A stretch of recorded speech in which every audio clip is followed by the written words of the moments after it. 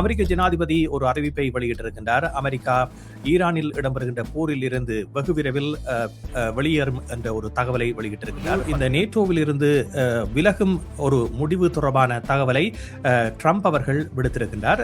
இது ஒரு காத்திரமாக எடுக்கக்கூடிய நடவடிக்கையாக இருக்குமா அல்லது ஒரு வாய்ப்பேச்சளவில் இருக்கக்கூடிய முடிவாக இருக்குமா என்ற ஒரு விடயம் ஒருபுறம் இருக்க, அமெரிக்கா தற்பொழுது இந்த ஈரானிலிருந்து புறப்படுவதற்கு முன்னர் அவர்கள் குறிப்பிடுகின்ற விடயத்தில் அவர்களுடைய பேச்சில் இருக்கின்ற விடயம் என்னவென்று சொன்னால், தங்களுடைய கோரிக்கைகள் ஏற்கப்படாவிட்டால் கற்காலத்திற்கு அவர்களை மாற்றுவோம் என்று. அமெரிக்காவின் நோக்கம் என்பது நிச்சயமாக ஈரானுக்கு ஒரு பெரிய அழிவை தருவதாகவும், இது ஒரு பாரிய நடவடிக்கை ஒன்றை அவர்கள் மேற்கொள்ள போகின்றார்களா அல்லது அணு ஆயுதத்தை பயன்படுத்த போகின்றார்களா போன்ற கேள்விகளை எழுப்புகின்றது என்று சொன்னால், அமெரிக்கா நிச்சயமாக ஈடாடி போயுள்ளது நேட்டோவின் நடவடிக்கைகள். கனடாவிற்கு கூறியது, நீங்கள் போர் முடிந்த பின் தான் ஆப்கானுக்கு வந்தீர்கள் அல்லது போரின் பின்னரங்குகளில் இருந்துதான் உதவினீர்கள் என்ற பொழுது கனேடிய பிரதமர் அதனை உடனே மறுத்து, நாங்கள் அவ்வாறு செய்யவில்லை, எங்களுக்கு பாரிய இழப்பு ஏற்பட்டது, நாங்கள் முன்னரங்கில் தான் இருந்திருந்தோம் என்பதை கூறியிருந்தார்.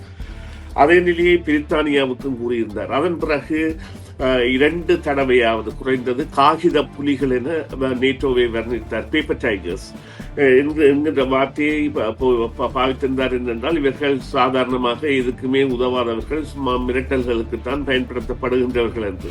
அங்கே 90 மில்லியன் மக்களுக்கு மேல் இருக்கின்றார்கள். 52 விதமான மலைப்பாங்கான பிரதேசம். அவர்கள் என்னத்தை வைத்திருக்கின்றார்கள் அல்லது இவ்வளவு காலம் அது அமெரிக்காவிடமிருந்து கற்றவர்கள் அல்லது அமெரிக்கா எவ்வாறான போரில் இறங்கும் அவர்களை எவ்வாறு திசை திருப்ப வேண்டும் என்பதை அறிந்தவர்கள் என்ற வகையில் அவர்களுடைய போர் நடவடிக்கை என்பது அமெரிக்காவை நிலங்குலைய வைத்துள்ளது. அமெரிக்காவை பொறுத்தவரையில் அவர்கள் எதிர்பார்த்திருந்தது இவ்வாறான ஒரு தாக்குதல் மூலம் தாங்கள் வான்பரப்பை கட்டுப்படுத்தி மற்றும் அவர்களுடைய முக்கிய செயல் நிலையங்கள் அனைத்தையும் செயலக்க வைத்து பொது கட்டமைப்புகளை முடைத்துவிட்டால் அவர்கள் செயலிழந்து போவார்கள் என்று. அவ்வாறாக ஒரு அரசு செயலிழக்காது, அந்த அரசு மக்கள் ஆதரவற்ற அரசாக இருந்தால் கூட நீண்டு நிலைக்கும் என்பதற்கு ஈரானின் உதாரணம் என்பது முக்கியம். என்றால் அவர்கள் கற்பிதம் மூலம் கடந்து வந்த பாதையில் அவர்கள் இவ்வாறுதான் இவர்கள் செய்ய போகிறார்கள், இவர்களை இவ்வாறு திசை திருப்பலாம் என்ற ரீதியில் செயற்படுகின்றார்கள்.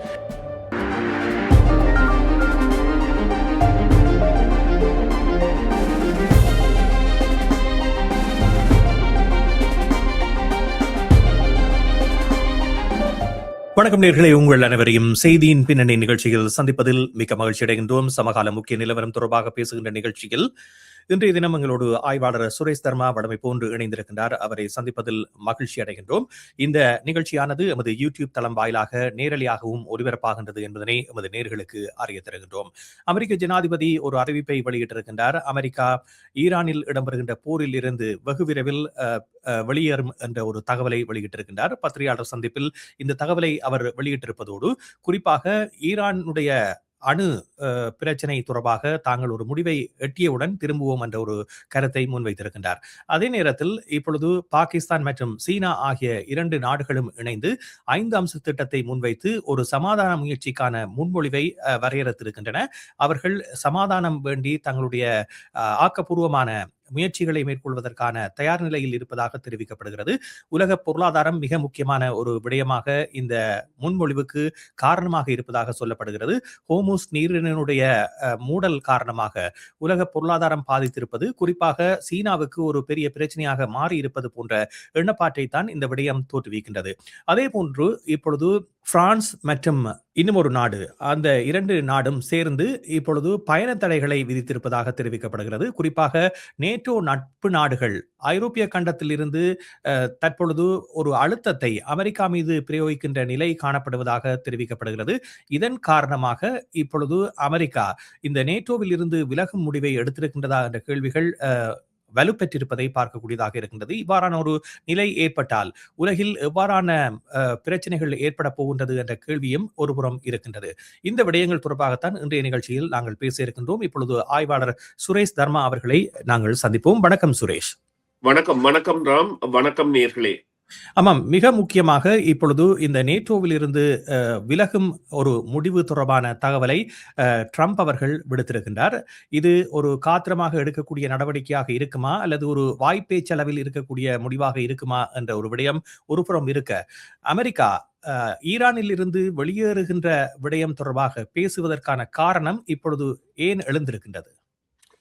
நிச்சயமாக. அமெரிக்கா தற்பொழுது இந்த ஈரானிலிருந்து புறப்படுவதற்கு முன்னர் அவர்கள் குறிப்பிடுகின்ற விடயத்தில், அவர்களுடைய பேச்சில் இருக்கின்ற விடயம் என்னவென்று சொன்னால், தங்களுடைய கோரிக்கைகள் ஏற்கப்படாவிட்டால் கற்காலத்திற்கு அவர்களை மாற்றுவோம் என்று.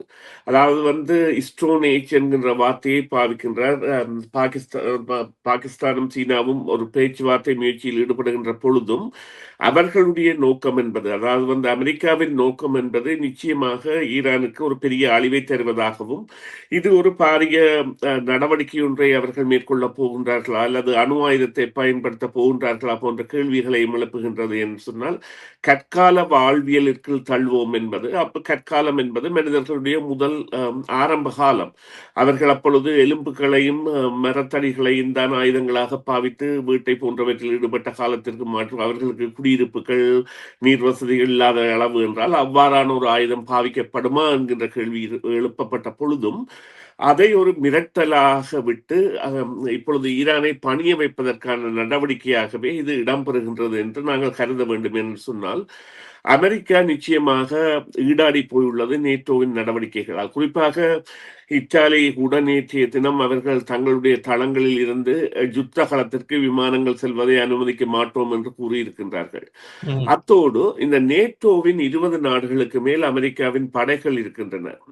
அங்கே படைத்தளங்கள் இருக்கின்ற நாடுகள் எல்லாம் உண்மையிலேயே இவர்கள் தாங்கள் நினைத்த பொழுது செயற்படுகின்ற செயற்பாடுகளுக்கு அவர்கள் ஆதரவு அளிப்பார்கள் என்ற எண்ணப்பாட்டை கொண்டிருந்த பொழுதும், இதன் முதலாய எதிர்ப்பலையாக ஸ்பெயின் எடுத்த நடவடிக்கை என்பது தங்களுடைய படைத்தளங்களில் இருந்து மத்திய கிழக்கிற்கான போர் நடவடிக்கைகள் மேற்கொள்ளக்கூடாது என்பது படிப்படியாக ஏனைய நாடுகளையும் இவ்வாறான ஒரு நிலைக்கு சென்றது. அத்தோடு இந்த கனடா எடுக்கின்ற ராஜதந்திர முயற்சிகள், அதாவது எழுந்தமானமாக கனடா தலைமையில் ஒரு 40 நாடுகள் ஒன்றாக இணைந்து நிற்கின்றன என்கின்ற ஒரு மாயை உலகில் ஏற்பட்டிருக்கின்றது. ஆனால் அது உண்மையான தரவு அல்ல. ஆனால் கனடாவின் போக்கு என்பது நிச்சயமாக மற்ற நாடுகள் மாறுவதற்கு, ஐரோப்பிய போன்ற நாடுகள் மாறுவதற்கான சந்தர்ப்பத்தை கொடுத்திருந்தது.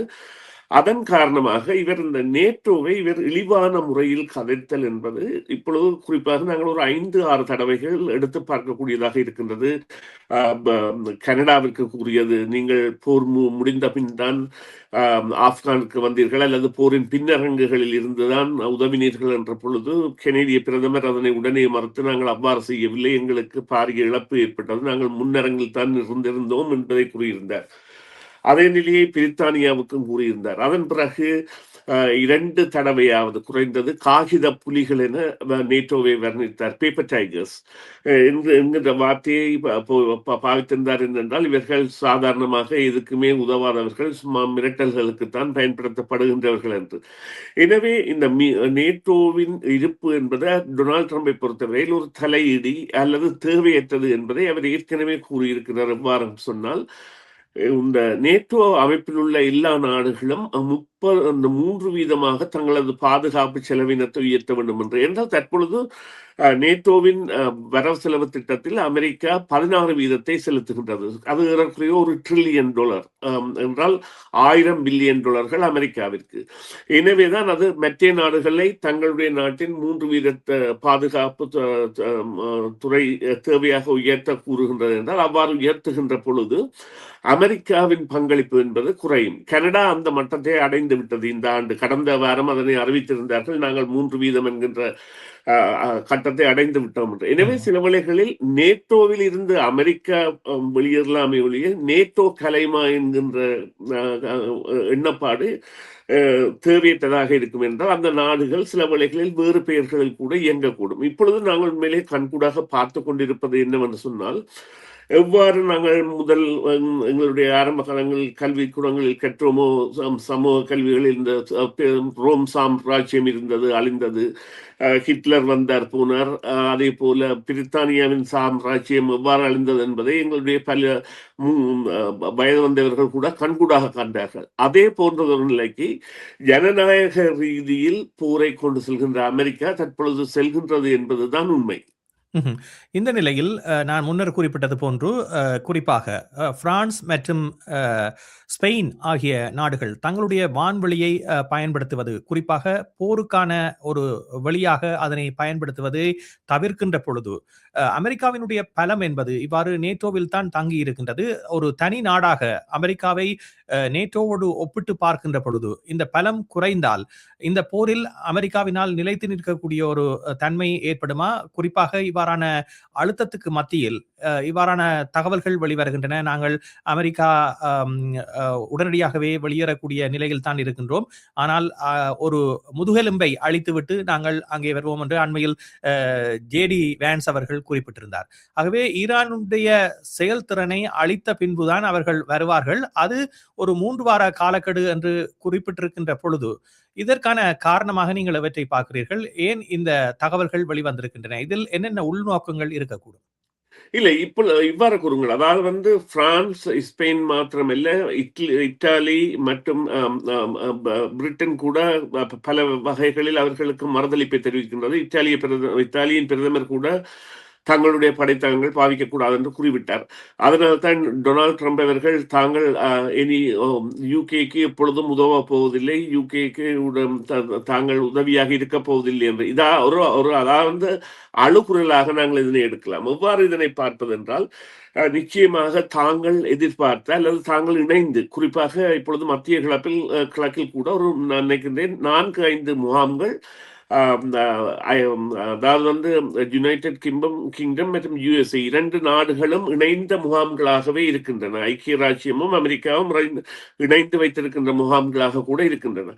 இவ்வாறு இருந்து கூட அந்த படை வீரர்கள் இந்த போரில் பங்கு பெற்றாது என்பது மற்ற படை வீரர்களிடையே, அமெரிக்க படை வீரர்களிடையே ஒரு தேவையற்ற பயப்பிராந்தியத்தை கூட உருவாக்குகின்றது, மனச்சஞ்சலத்தை உருவாக்குகின்றது. அவர்கள் விரும்பி போரிடுகின்ற போராக இல்லை.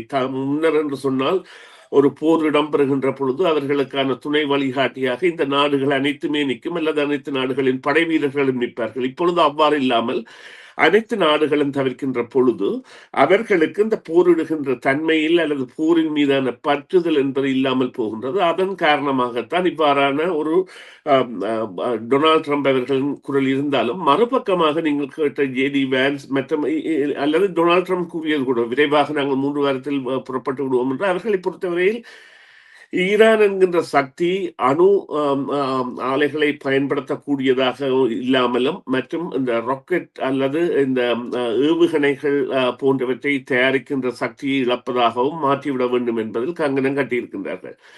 ஆனால் குண்டுகளை வீசி மட்டும் அதனை செய்ய முடியுமா என்றால் இல்லை. அங்கே 90 மில்லியன் மக்களுக்கு மேல் இருக்கின்றார்கள். 52 விதமான மலைப்பாங்கான பிரதேசம். அவர்கள் என்னத்தை வைத்திருக்கின்றார்கள், அல்லது இவ்வளவு காலம் அது அமெரிக்காவிடமிருந்து கற்றவர்கள், அல்லது அமெரிக்கா எவ்வாறான போரில் இறங்கும், அவர்களை எவ்வாறு திசை திருப்ப வேண்டும் என்பதை அறிந்தவர்கள் என்ற வகையில் அவர்களுடைய போர் நடவடிக்கை என்பது அமெரிக்காவை நிலகுலைய வைத்துவிட்டது. அமெரிக்காவை பொறுத்தவரையில் அவர்கள் எதிர்பார்த்திருந்தது, இவ்வாறான ஒரு தாக்குதல் மூலம் தாங்கள் வான்பரப்பை கட்டுப்படுத்தி மற்றும் அவர்களுடைய முக்கிய செயல் நிலையங்கள் அனைத்தையும் செயலக்க வைத்து பொது கட்டமைப்புகளை முடைத்து விட்டால் அவர்கள் செயலிழந்து போவார்கள் என்று. அவ்வாறாக ஒரு அரசு செயலிழக்காது, அந்த அரசு மக்கள் ஆதரவற்ற அரசாக இருந்தால் கூட நீண்டு நிலைக்கும் என்பதற்கு ஈரானின் உதாரணம் என்பது முக்கியம் என்றால், அவர்கள் கற்பிதம் மூலம் கடந்து வந்த பாதையில் அவர்கள் இவ்வாறுதான் இவர்கள் செய்ய போகிறார்கள், இவர்களை இவ்வாறு திசை திருப்பலாம் என்ற ரீதியில் செயற்படுகின்றார்கள். இருந்த பொழுதிலும் கூறுங்கள்.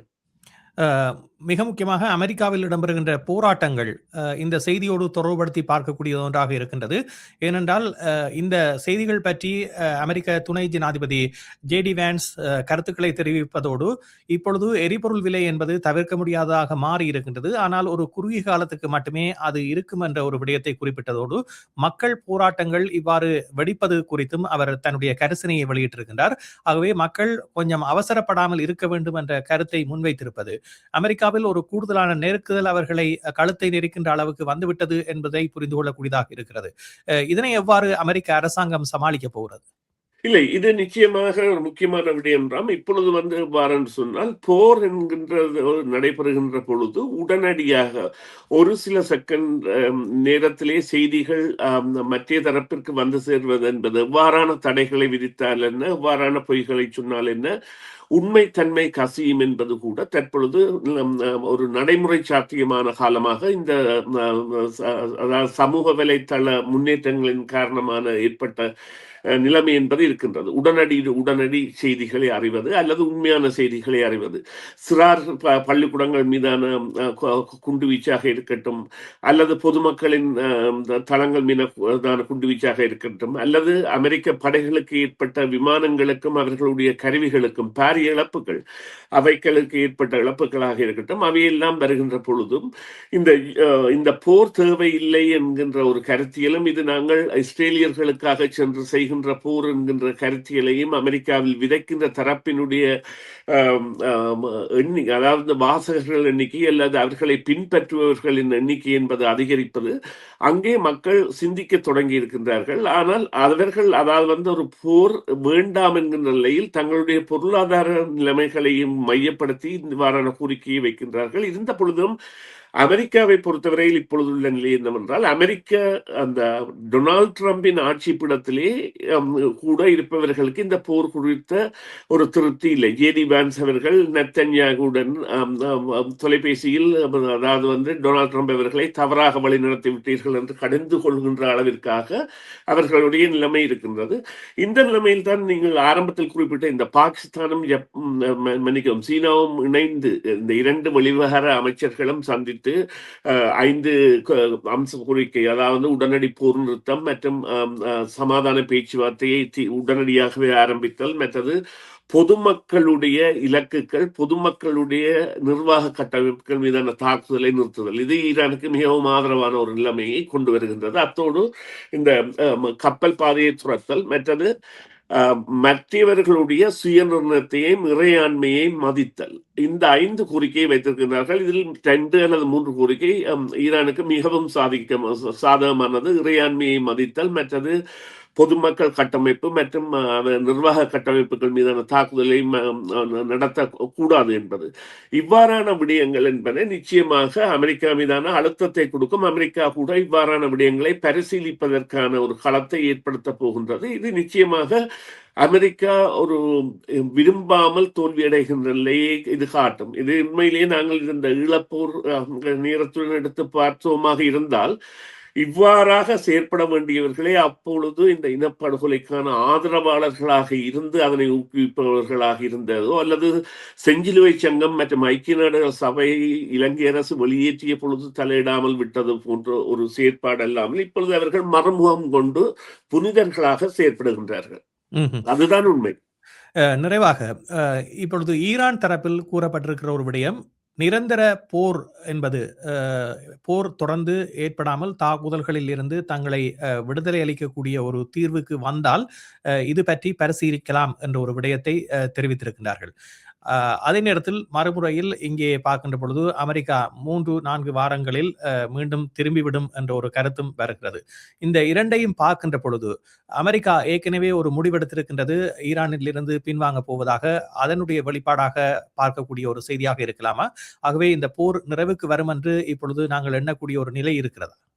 இல்லை, இது முக்கியமாக இதில் பங்காற்ற போகின்ற சக்தியாக இஸ்ரேல் இருக்கின்றது. இஸ்ரேல் இந்த போரில் அகல கால் வைத்து விட்டது. பல பிரதேசங்களையும் தங்களுடைய கட்டுப்பாட்டில் கொண்டு வருவதற்காக அமெரிக்காவும் நேட்டோவும் இந்த தரப்பை கவனிக்கும், தாங்கள் மறுபக்கத்தில் கால் வைத்த இடங்களில் தங்களுடைய நடவடிக்கையை மேற்கொள்வோம் என்ற ஒரு கற்பனை வாதத்தில் ஈடுபட்டார்கள். ஆனால் நேட்டோவின் முகம் என்பது மாறிவிட்டது. கனடா கூட இஸ்ரேலை கண்டிக்கின்ற தரப்பாக, பலஸ்தீனர்கள் மீது அவர்கள் மரண தண்டனை விதிக்கப் போவதை கூட கண்டிக்கின்ற தரப்பாக மாறி புதிய முகம் கொண்ட நாடுகளாக மாறிவிட்டபடியால் இஸ்ரேலை பொறுத்தவரையில் ஒரு மிகவும் சங்கடமான நிலையில் இருக்கின்றது. எனவே அணு குண்டு வீசுகின்ற தரப்பாக இஸ்ரேல் சில வேளைகளில் மாறலாம். அவ்வாறு மாறினால் இஸ்ரேல் என்பது நிச்சயமாக உலக வரைபடத்தில் இருந்து தனிமைப்படுத்தப்படும், மற்ற நாடுகளின் எதிர்ப்புகளை சம்பாதிக்கும், மற்ற நாடுகளின் ராஜதந்திர உறவுகளை இழக்கும். சில வேளைகளில் மத்திய கிழக்கில் ஒரு புதிய அத்தியாயம் அங்கே எழுதப்படலாம். நிச்சயமாக இந்த அரபியர்கள் எழுச்சி என்பது சில வேளைகளில் சாத்தியமாக கூடிய நடவடிக்கை இருக்கு. இதற்குரிய மைய பொருளாக, அதாவது அந்த மொசாட் என்கின்ற அவர்களுடைய உளவு அமைப்பும், அவர்களுடைய அரச இயந்திரமும், அவர்களுடைய லொபியிஸ்ட், அதாவது பல பில்லியனர்கள் இருக்கின்றார்கள், அவர்களும் ஒரு விரும்பி சென்ற பாதையில் தடை ஏற்பட்டு இப்பொழுது அவர்கள் மிகவும் சங்கடமான நிலையில் இருக்கின்றார்கள். அதில் இருந்து மீள்வதற்காக அவர்கள் சில வேளைகளில் அமெரிக்காவிற்கு புதிய புதிய அதாவது கோணங்களில் அந்த தந்திரங்களை விதைத்து அமெரிக்காவை சிக்க வைக்க முயல்வார்கள். ஆகவே நன்றி சுரேஷ், நிகழ்ச்சியில் கலந்து கொண்டமைக்கு. மீண்டும் நாங்கள் மற்றொரு சந்தர்ப்பத்திலே பேச இருக்கின்றோம். இன்றைய நிகழ்ச்சியில் கலந்து கொண்ட உங்களுக்கு நன்றி தெரிவித்து விடைபெறுகின்றோம். சிஎம்ஆர் யூடியூப் சேனலில் இணைந்திருக்கும் நேர்கள் அனைவருக்கும் எமது நன்றி. காமெண்ட்ஸ் பகுதியில் உங்கள் கருத்துக்களை தெரிவிக்க தவறாதீர்கள். முக்கிய செய்திகள், காணொளி தொகுப்புகள், நேர்காணல் என பலதரப்பட்ட அம்சங்களையும் உங்களுக்காக தருகின்றது சிஎம்ஆர் யூடியூப் சேனல். சிஎம்ஆர் என்று சர்ச் செய்து எமது யூடியூப் சேனலை சப்ஸ்கிரைப் பண்ணுங்கள். உங்கள் உற்றார் உறவினர் நண்பர்களோடும் இந்த காணொளி தொகுப்புகளை பகிர்ந்து கொள்ளுங்கள். அருகில் இருக்கின்ற முக்கிய காணொளி தொகுப்புகளையும் தவறவிடாமல் பாருங்கள்.